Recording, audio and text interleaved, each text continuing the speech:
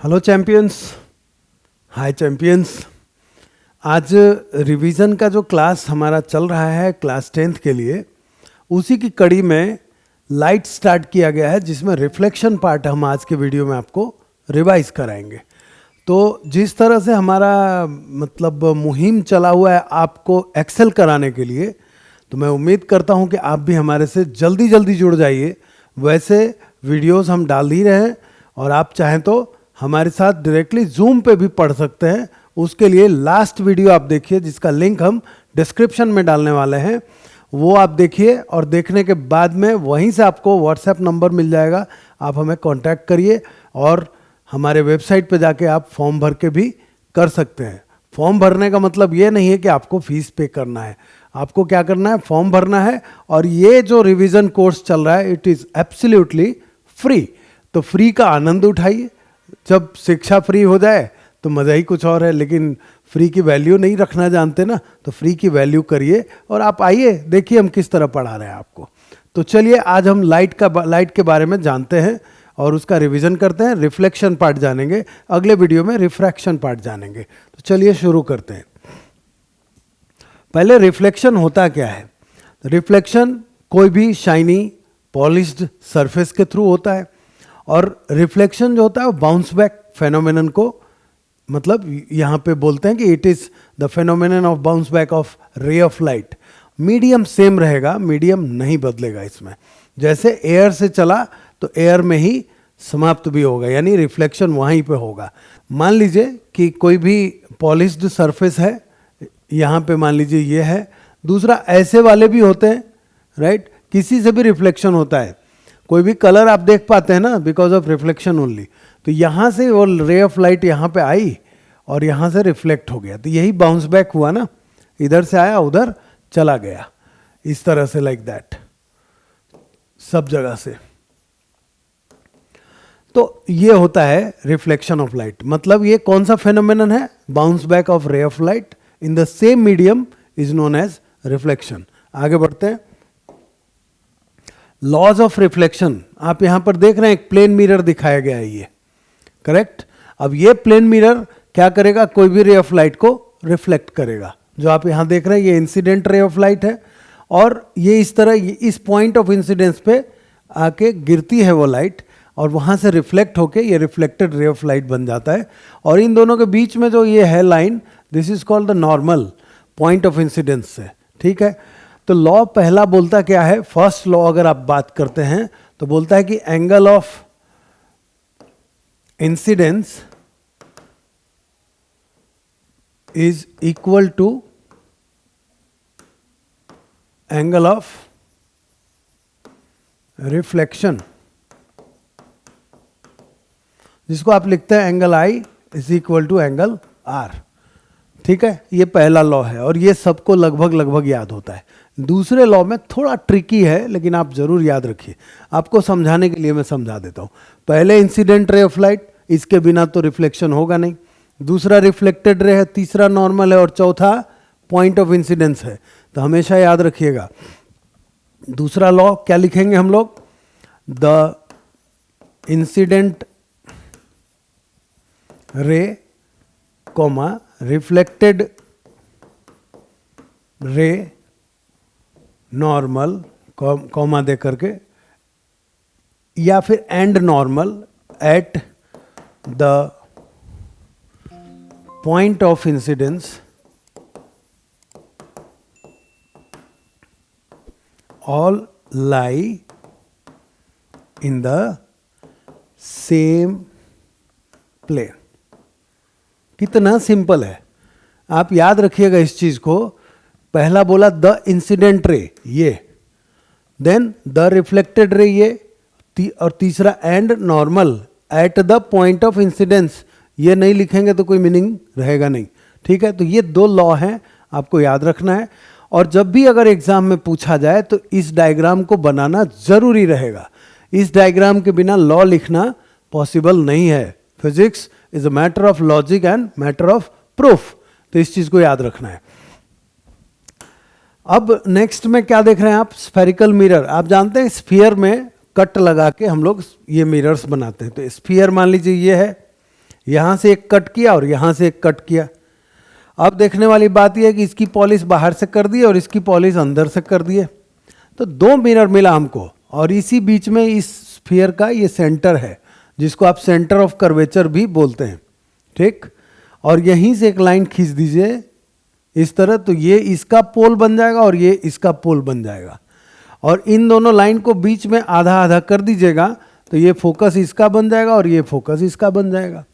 अब देखने वाली बात क्या है कि ये मिरर जो है आपका है कॉन्केव मिरर, जिसको आप कन्वर्जिंग मिरर भी बोलते हैं, और यहाँ एग्जाम्पल लिया है वही, और ये है कॉन्वेक्स मिरर। अब इन दोनों का फोकस किधर है या सेंटर ऑफ कर्वेचर किधर है, तो कॉन्वेक्स के मिरर के पीछे की ओर बन रहा है, यानी फोकस उसका पीछे यानी वर्चुअल होगा। और कॉन्केव में क्या देख रहे हैं, मिरर के सामने बन रहा है, तो मिरर के सामने बन रहा है का मतलब क्या हो गया, ये जो है वो रियल बनाता है, लेकिन इकलौता ये मिरर है कॉन्केव मिरर या कन्वर्जिंग मिरर जो रियल इमेज भी बनाता है और वर्चुअल इमेज भी बनाता है, राइट।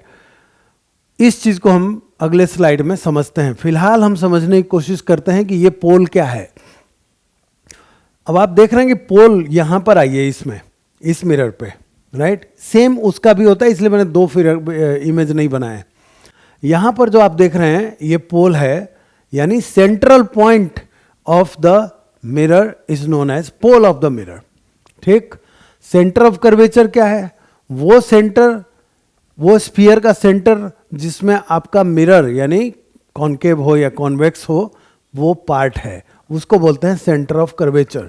रेडियस ऑफ कर्वेचर क्या है, पोल से लेकर सेंटर ऑफ कर्वेचर के डिस्टेंस को, ये जो डिस्टेंस है ना ये, इसको बोलते हैं रेडियस ऑफ कर्वेचर, राइट। याद रखना है इसको।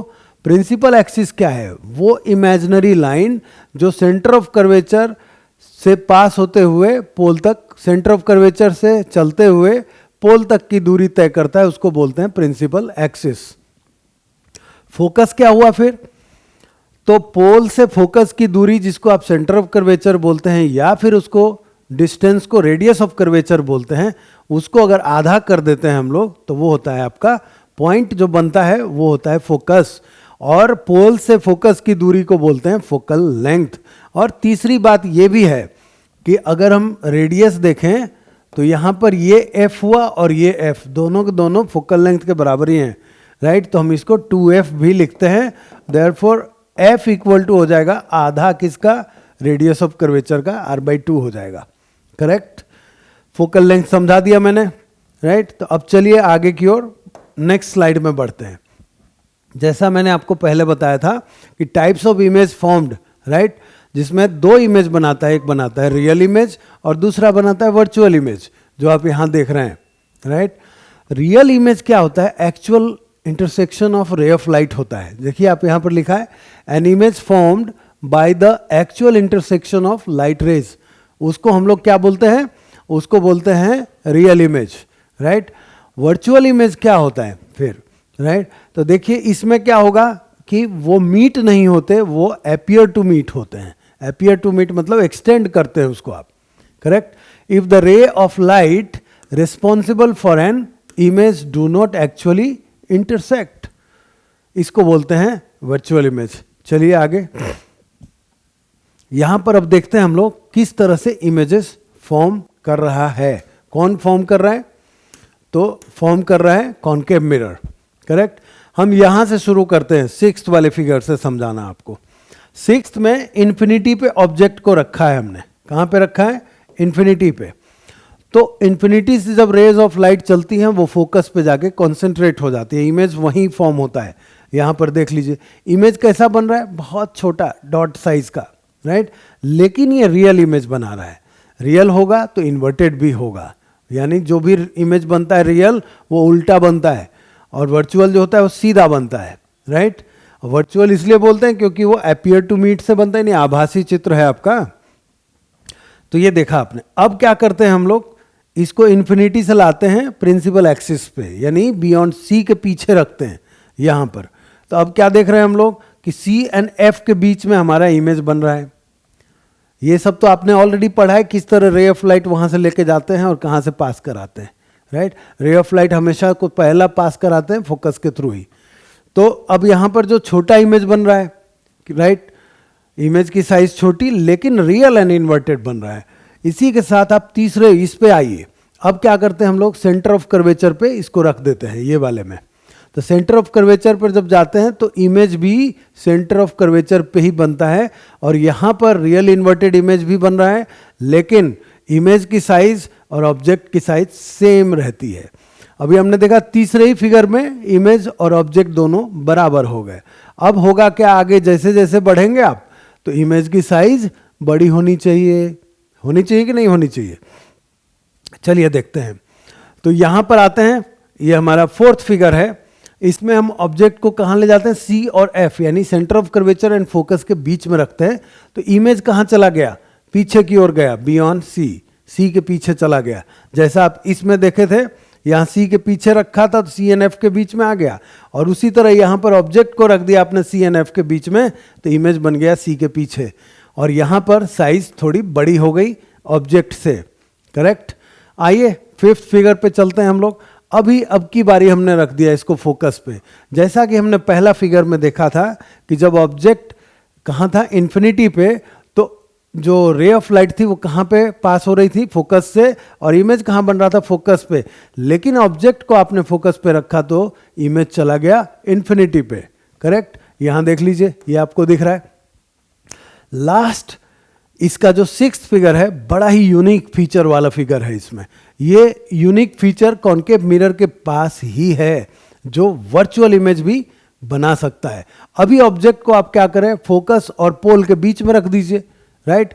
फोकस और पोल, यहाँ पे आपका पोल है, दोनों के बीच में रखा, तो इमेज की साइज बड़ी हो गई, और ये जो बना वो बना appear to move. Actual intersection नहीं हुआ, यहाँ पर अपीयर हो गया, मतलब एक्सटेंड किया आपने, तो वहाँ इमेज जो बन रहा है वो बनता है वर्चुअल इमेज।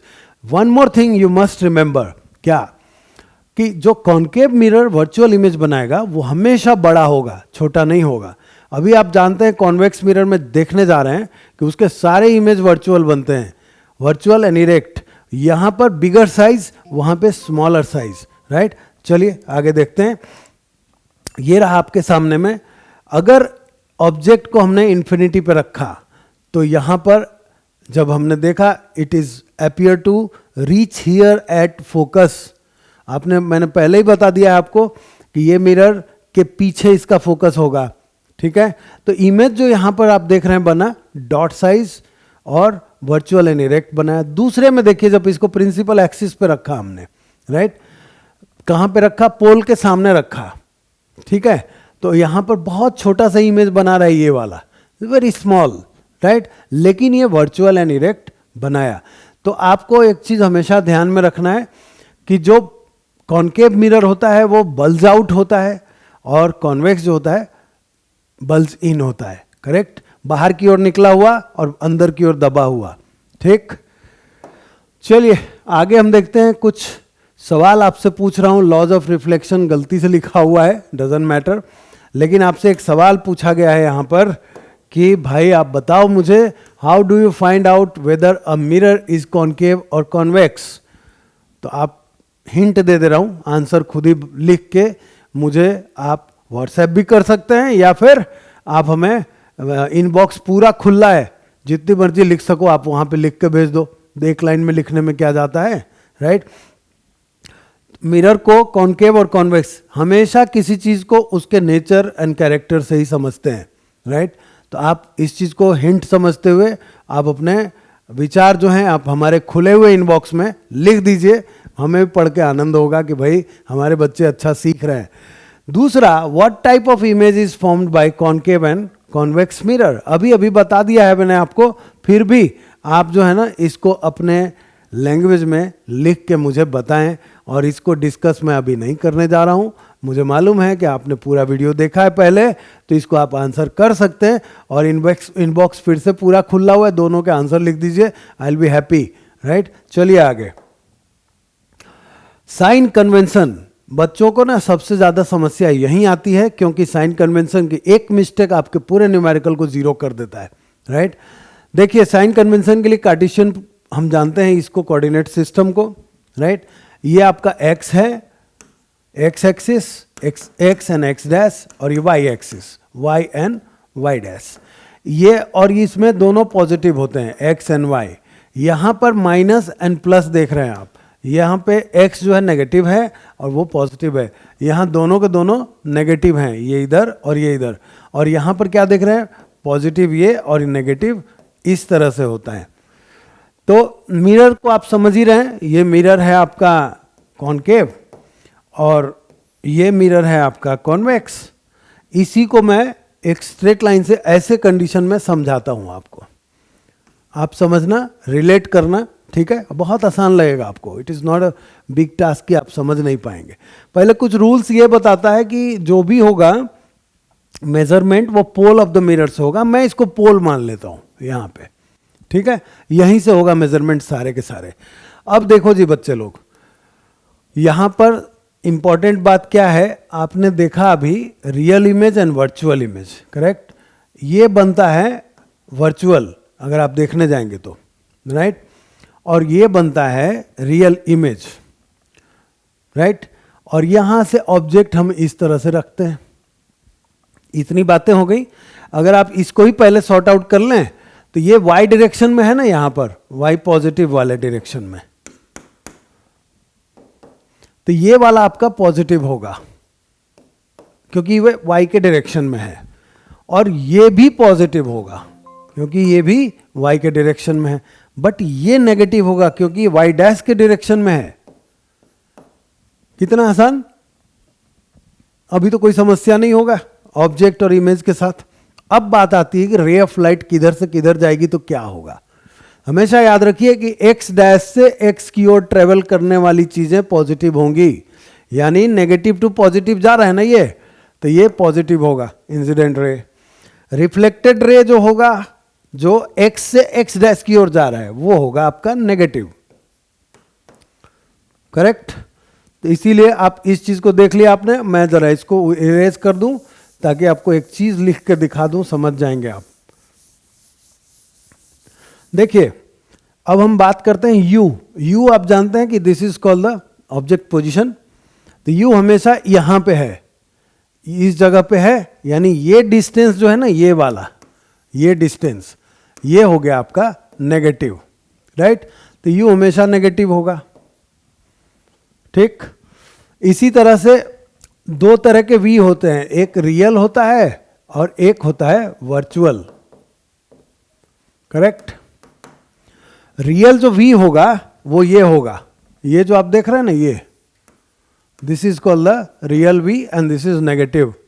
तो यहां पर लिख दे रहा हूं नेगेटिव v वर्चुअल, ये वाला पोजीशन। अब ये कौन सा देख रहे हैं, x की पॉजिटिव x की तरफ है, तो ये हो गया आपका पॉजिटिव।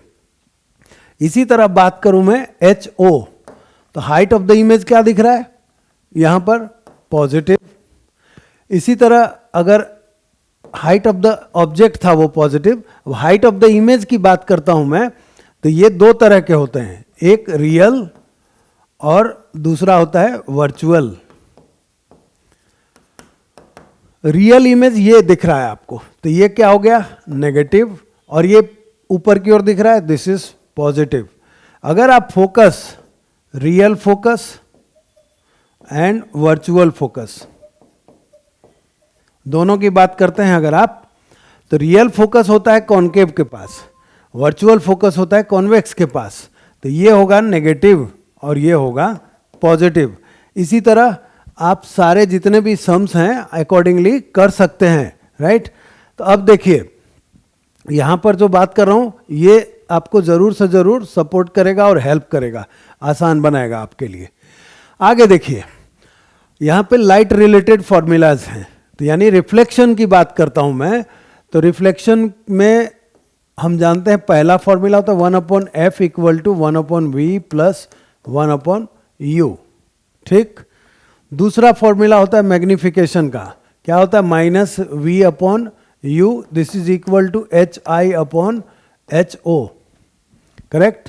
यहां पर hi का मतलब हो गया height of the image, ho का मतलब height of the object, v का मतलब होता है इमेज डिस्टेंस, U का मतलब होता है ऑब्जेक्ट का जो पोजीशन है वो डिस्टेंस, ऑब्जेक्ट डिस्टेंस, और F का मतलब होता है फोकस ऑफ द मिरर। ये फॉर्मूलाज, और एक और फॉर्मूला जो मैंने पहले भी लिखा है, R इक्वल टू होता है 2F, therefore F equal to हो जाएगा R/2। इतने फॉर्मूलाज के साथ आप साइन कन्वेंशन यूज करते हुए, साइन कन्वेंशन मतलब ये वाला यूज करते हुए जो आप देख रहे हैं, इसको इस्तेमाल करते हुए आप किसी भी न्यूमेरिकल को करेंगे, गलत कभी नहीं होगा। शर्त सिर्फ एक है, साइन कन्वेंशन सही ढंग से यूज होना चाहिए, साथ में फॉर्मूला सही यूज होना चाहिए, और लास्ट कैलकुलेशन मिस्टेक नहीं होना चाहिए। सब कुछ बढ़िया किया और कैलकुलेशन में कर दिए घोटाला। अब जहां भी घोटाला होगा वहां तो गड़बड़ होने ही वाला है। तो चलिए, ये था हमारा लाइट का रिफ्लेक्शन पार्ट। रिफ्रैक्शन पार्ट लेके अगले दिन आएंगे फिर से। उसके बाद न्यूमेरिकल का भी एक प्रैक्टिस जरूर देंगे आपको, दोनों से रिलेटेड, रिफ्लेक्शन एंड रिफ्रैक्शन का। जैसा कि मैंने आपको बताया था, मैं व्हाट्सएप नंबर आप हमारे इनबॉक्स के, मतलब हमारे इसमें टैग किया रहेगा, कमेंट बॉक्स में आप जाइएगा, आपको व्हाट्सएप नंबर मिल जाएगा हमारा। आप वहाँ जुड़िए, आइए, हम आपको दिखाते हैं किस तरह जूम क्लास में आपको मस्त पढ़ाते हैं फ्री ऑफ कॉस्ट। राइट, मिलते हैं नेक्स्ट वीडियो में, तब तक के लिए जय हिंद।